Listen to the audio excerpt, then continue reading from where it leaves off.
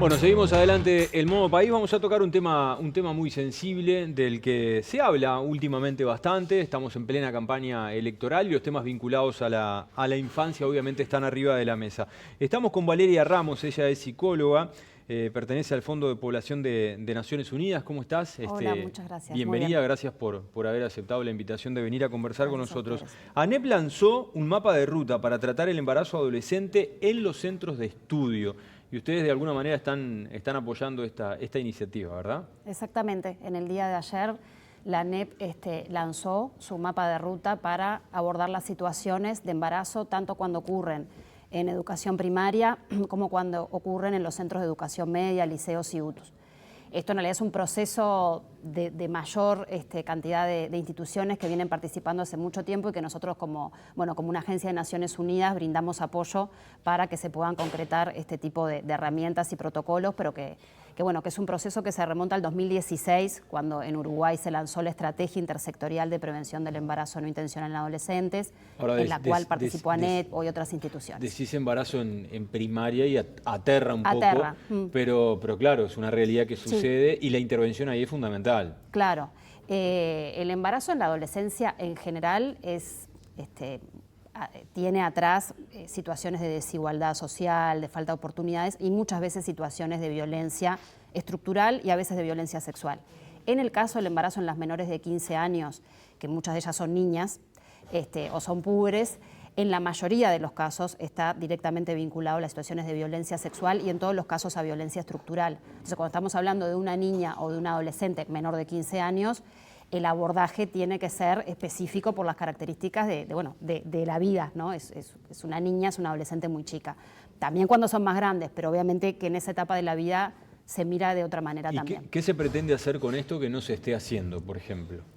En realidad se están haciendo muchas cosas y desde el territorio, o sea, ya los docentes, los equipos de dirección están haciendo cosas. Pero lo importante de tener mapas de ruta es que la institución orienta cuáles son las acciones que tienen que hacer, ¿no? No es que cada uno haga lo que le parezca en función de cada caso, sino que hay principios orientadores que se articulan con otras instituciones. Te voy a poner un ejemplo.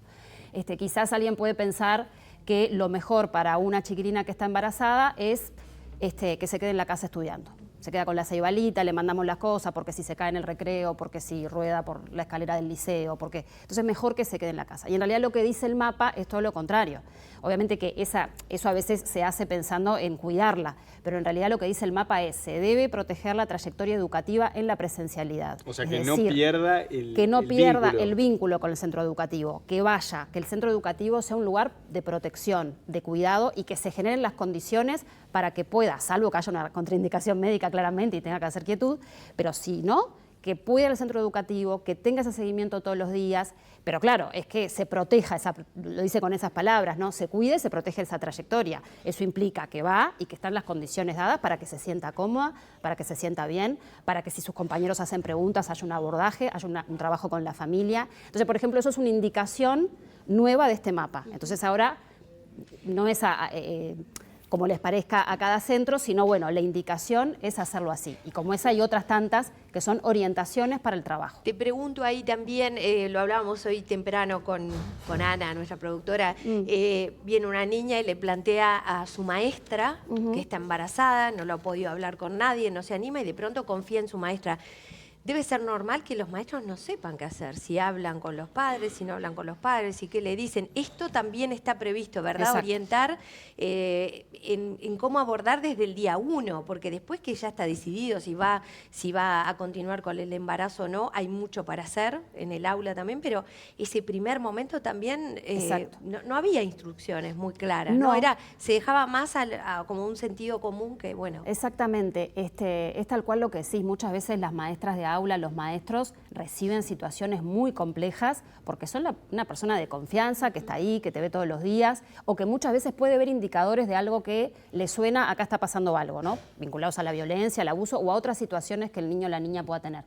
Entonces, claro, cuando el maestro o la maestra le aparece una situación como esta, claramente, como vos decías, puede desbordarlo. Y lo que plantea el mapa, tanto para primaria como para educación media, es el trabajo en equipo en la institución. Es decir, hay un adulto, que en general en primaria seguramente es el maestro de aula, en media puede ser el adscripto que se lleva bien, la profe de tal cosa que hay confianza. Bueno, hay un adulto que recibe esa sospecha o esa certeza de que hay un embarazo, y ese adulto lo que hace inmediatamente es comunicarlo a la dirección y se arma un equipo. En el caso de primaria, un equipo con escuelas disfrutables, con maestro comunitario articulador. En el caso de media, con la Comisión de Educación Sexual, con la Dirección Integral del Estudiante, con la Unidad de Apoyo Multidisciplinario. Es decir, se arma un equipo para pensar la mejor estrategia para esa niña. No va a estar todo el equipo hablando con la niña, porque por supuesto, o con la adolescente. No, va a ser la persona de confianza, ¿no? Pero esa persona no va a estar sola. Va a estar con un equipo que va a estar pensando la institución, que va a estar la inspección también allí. Entonces tiene otro respaldo, muchas cabezas piensan más que una, y también ese equipo va a definir, o sea, el contacto con la familia es fundamental en estos casos. Entonces ese equipo va a definir también junto con la niña y junto con la adolescente, si la familia no sabe, cuál es el mejor momento. Porque también hay que decirlo, que muchas veces el agresor, el abusador, está en la familia. En Uruguay tenemos un grave problema con la violencia sexual y sabemos que, nos lo dicen los datos del CIPIAB, la mayoría de los casos de violencia sexual no es por desconocidos, es por gente dentro de la familia, en general, padre, padrastro, abuelo. Entonces a veces es difícil, si el embarazo encima es producto de una violación y el agresor está en tu casa, necesitas de la afuera para que te ayude. Entonces, y actuar ahí es muy difícil. Entonces, por eso es el actuar en equipo y después el actuar con las otras instituciones. Con salud es mandatorio, pero también está protección social, está el MIDES, está el INAU, hay otras, si participa en un centro juvenil, en un club de niños. Entonces, lo que marca este mapa justamente son orientaciones. Después el caso a caso. Hay varias aristas para analizar y ayer cuando me comentaban esta noticia de la ANEP en el diario, una de las cosas que me llamaba la atención es que en realidad si uno mira los datos de los últimos 8 años, tanto en el embarazo adolescente como bueno, lo que es más infancias, los números han descendido a nivel global del país, ¿no? Ahora, si uno va a ciertos departamentos, es increíble porque los niveles están por encima de algunos países desarrollados incluso, ¿no?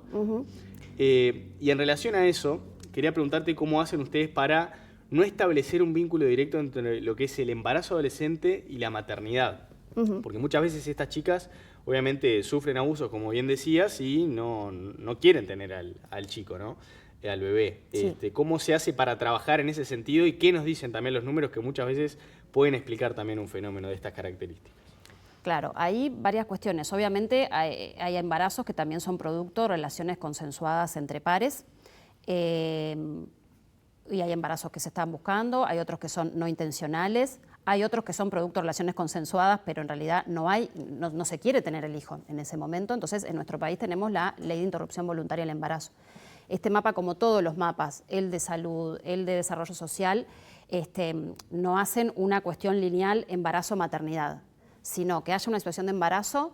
Pueden pasar básicamente 3 cosas: que ese embarazo se interrumpa voluntariamente, bueno, puede haber un aborto espontáneo, por supuesto, que ese embarazo se continúe y haya un ejercicio de la maternidad, o que ese embarazo se continúe y se desvinculen de los cuidados y haya una adopción. En todos los casos hay que acompañar y obviamente que si hay un maternaje después de ese embarazo, hay que cuatriplicar los apoyos para que ese bebé tenga todos los derechos, pero también para que esa chiquilina pueda desarrollarse plenamente y esa maternidad no redunde en mayores grados de pobreza, de exclusión y demás. Entonces, el mapa trae, todos los mapas traen en Uruguay esas posibilidades, donde la interrupción voluntaria del embarazo es una de las posibilidades, muchas veces es la que se practica, y también en ese caso se mira con ojos y con el cuidado que tiene que tener según la edad de la niña, del adolescente y según cada caso. Así como un parto en una persona de 14 años no es lo mismo que una de 35, bueno, un IVE, una interrupción voluntaria del embarazo, no se desarrolla de las mismas maneras. No sé si iba por ahí o después me enganché y lo que me querías preguntar de los datos quizás. No, es interesante esto que marcás porque no necesariamente uno relaciona al embarazo en este caso con la maternidad, que tal vez desde el desconocimiento uno podría pensar que sí, que tiene vinculación directa cuando uno hace un mapa o una hoja de ruta como es este caso. Y lo otro en relación a los datos, para volver a refrescarlo, esta tendencia, ¿no? que parece estar a la baja, pero que en algunos departamentos puntualmente parece que Uruguay es por lo menos un lugar para visualizar, ¿no? En comparación a otros países del mundo. Uruguay ha bajado drásticamente el embarazo, la fecundidad en la adolescencia y el embarazo en la adolescencia. Para poner un ejemplo, nosotros hace unos 8 años habíamos estado muchos años con un indicador de fecundidad adolescente que era 60 por 1000, que quiere decir eso, que cada 1000 adolescentes 60 tenían un hijo, ¿no? Porque son datos de fecundidad.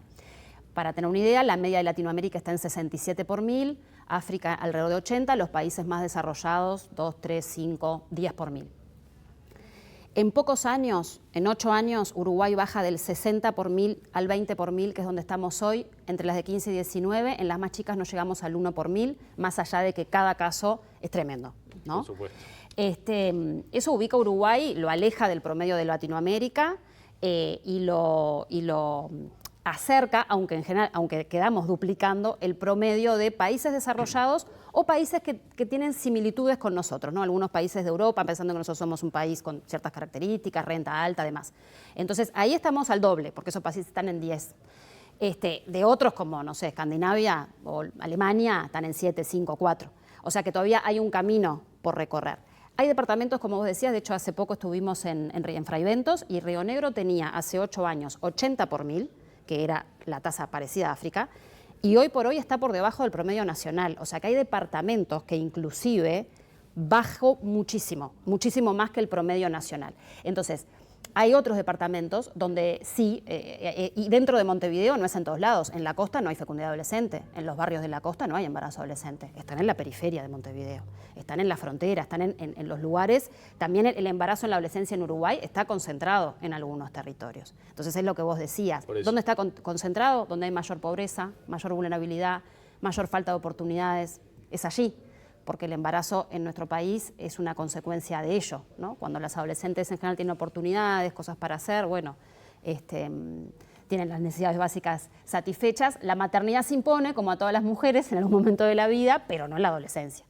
Entonces, incluso la ahí tendencia hay que es que cada vez sea focalizar. más tarde, entonces Claro. ahí sí que se ve la polarización aún mayor, ¿no? Claro, exactamente, exactamente. Eso impresiona. Y también estos números que bajan, bajan y bajan, por un lado nos ponen contentos porque decimos, bueno, se hicieron cosas y acá están los resultados. Pero por otro lado decís, va quedando el grupo más vulnerable, ¿no? O sea, lo que queda ahora es desafiar, es un gran desafío. Pensamos que con la pandemia las tendencias mundiales era que iba a aumentar el embarazo adolescente y seguimos año a año bajando. Entonces, bueno, ahora tenemos esos desafíos en algunas zonas específicas, que son, o sea, el embarazo es la punta del iceberg de toda una serie de determinantes, ¿no? Que hay que no atacar. solamente es un tema de información, que sabemos que también en algunos sectores el embarazo en Uruguay se ha dado que era un elemento que elevaba tu condición dentro del círculo social, ¿no? Ser madre o padre te pasaba a estar en otra estructura, como en otro lugar dentro de la estructura familiar. ¿Cuál hoy vos crees que pueden ser las causas de estos embarazos que se sostienen en los barrios más vulnerables? Bueno, la violencia estructural, sin duda, la violencia sexual en muchos de los casos. Cuando hablamos de violencia sexual también hay que mirar y no naturalizar aquellas relaciones con muchas diferencias de edad, ¿no? Donde la chica de repente tiene 14, 15 y la pareja, entre comillas, 10 años más, 20 años más, 30 años más, 40 años más. Y quizás parecería ser que es una relación acordada, pero estamos hablando de esas uniones tempranas que a veces son hasta habilitadas, invisibilizadas, naturalizadas, pero donde hay claramente un abuso de poder y una relación desigual. La pobreza, el salir de el no ir a la escuela, el estar en la casa cuidando muchos hermanos y de repente que en tu horizonte de oportunidades no haya demasiado.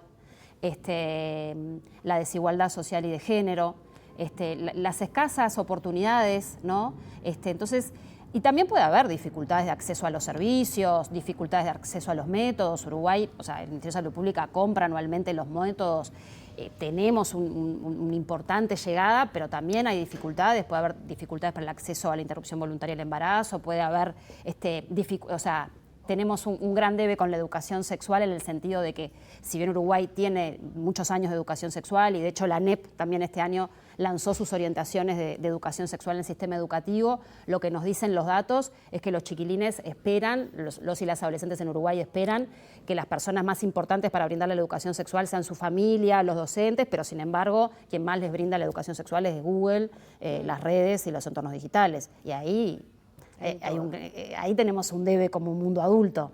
Entonces, bueno, son como varias cuestiones que quedó claro. estarían. Valeria, muchísimas gracias por estos minutos. Muchas gracias Cortita a la ustedes. última. ¿Dónde está este mapa de ruta si alguien lo quiere leer? El mapa de ruta está colgado en la página de ANEP y en la página del UNFPA, pero si ponen, hablando de googlear, mapa de ruta embarazo ANEP, Sale. allí está. Gracias por estos Muchas minutos. gracias por la invitación. La seguimos en cualquier momento. Gracias.